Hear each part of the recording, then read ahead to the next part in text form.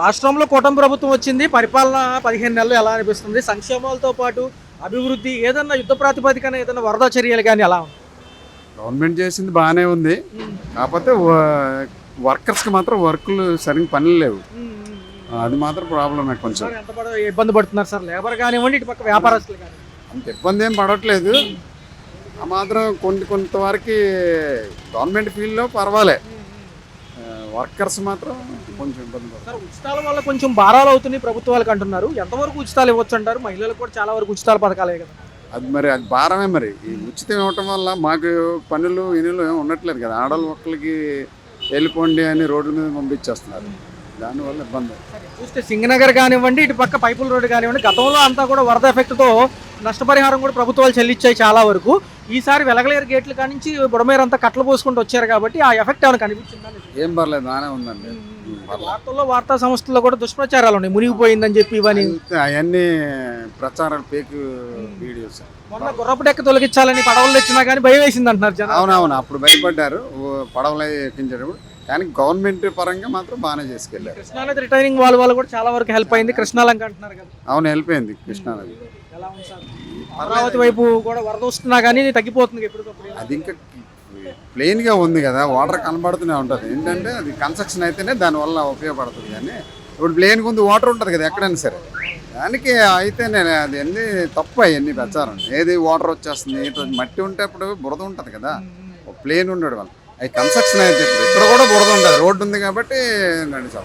అది మాత్రం రాష్ట్ర భవిష్యత్తుకు ప్రణాళిక 4 ఏళ్లలో 45% అమరావతి పనులు పూర్తి చేయాలనుకుంటున్నారు సార్.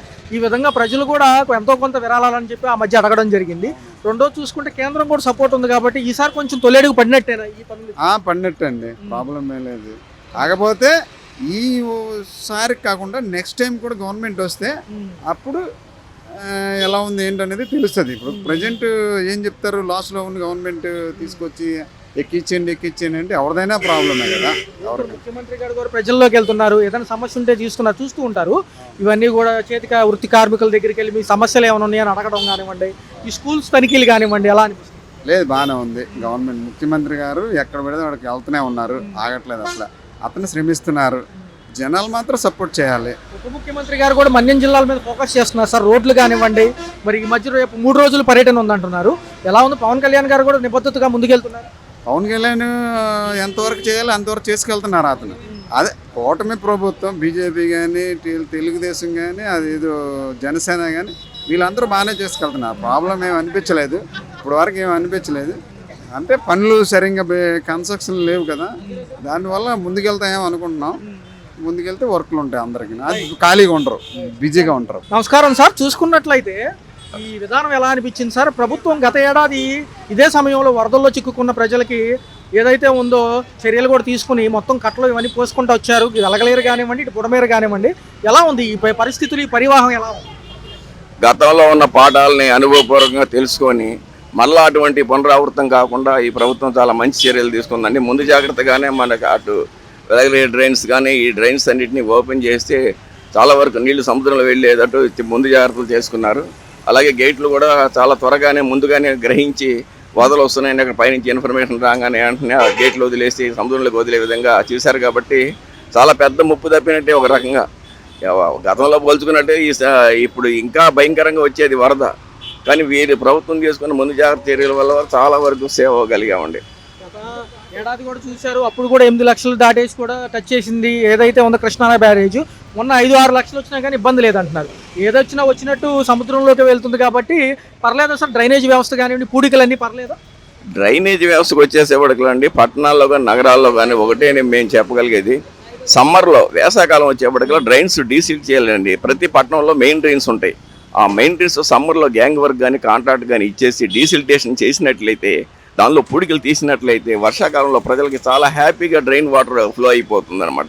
అది ఒక ఈ ప్రభుత్వాలు గ్రహించి గవర్నమెంట్ నుంచి ఆ సమ్మర్లో ఒక మెయిన్ క్యాంప్ లాగా పెట్టేసి సమ్మర్లో desiltation of drains in all the major cities and towns అని చెప్పి పెట్టేసి ఒక దీంతో తీసుకొస్తే కానీ ఇది వర్షాకాలం ఇబ్బంది లేకుండా ఉంటుందండి.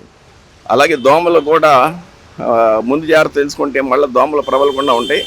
దయచేసి ఫాగింగ్ అయితే మాత్రం రోడ్ల మీద ఫాగింగ్ మాత్రం చేయొద్దని చెప్తున్నాను. ఫాగింగ్ వల్ల రోడ్ల మీద అంటే జనాలకి వాంతులు వికారం తలనొప్పి వస్తుంది కదా, ఫాగింగ్ రోడ్ల మీద ఉపయోగమే లేదు. ఫాగింగ్ చేయాల్సింది పరివాహక ప్రాంతాలు ఎలా ఉంటున్నాయి సార్? వర్షాభావ ప్రభావం, వర్షాకాలం అన్నాలు కూడా మొన్నటి వరకు సమ్మెలో ఉన్నారు మున్సిపల్ కార్మికులు కూడా, పర్లేదు రెస్పాన్స్ టీమ్ అంతా కూడా బాగానే ఉందా? ఆ రిస్క్ టీం అంతా బాగుంది, వెంటనే రెస్పాండ్ అవుతున్నారు సార్, వెంటనే చర్యలు తీసుకుంటా ఉన్నారు. కాకపోతే ఫాగింగ్ అనేది రోడ్ల మీద కాకుండా బుషెస్ ఎక్కడైతే పొదలు ఉన్నాయో అక్కడ, లేకపోతే మెయిన్ డ్రైన్స్ లోపల పెడితే దోమలు పారిపోతాయి అక్కడి నుంచి, ఆ ప్లేస్ నుంచి బ్రీడింగ్ తగ్గిపోతుంది. అంతేకాని రోడ్ల మీద దయచేసి ఫాగింగ్ వద్దు, ఫాగింగ్ వల్ల ఉపయోగం లేదు. రోడ్ల వల్ల రోడ్ల మీద వేస్తే ప్రజలకు వాంతులు వికారాలు తలనొప్పి వస్తున్నాయి తప్పితే వేరేది ఉపయోగం లేదు. అడ్వర్టైజ్మెంట్ కోసం చేస్తున్నట్టు ఉందా తప్పితే ఫాగింగ్ అట్లా చేయడం అనేది తప్పు. అది వాళ్ళు టెక్నికల్గా వాళ్ళకి తెలుసు, ప్రజలకి ఏదో అదే చేస్తున్నామని చెప్పడానికి అన్నట్టు చేసినట్టు ఉంది. కానీ ఫాగింగ్ అనేది చాలా చాలా తప్పు అండి, అది చేయకూడదు, రోడ్ల మీద చేయకూడదు. బుషెస్లో అండర్ డ్రైన్స్లో చేస్తే అక్కడి నుంచి దోమల్ని మనం పారిపోతాయి. మనం ఎప్పుడైతే ఫాగింగ్ పెట్టి అక్కడి నుంచి దూరంగా పారిపోతే ఆ బ్రీడింగ్ తగ్గిపోతుంది.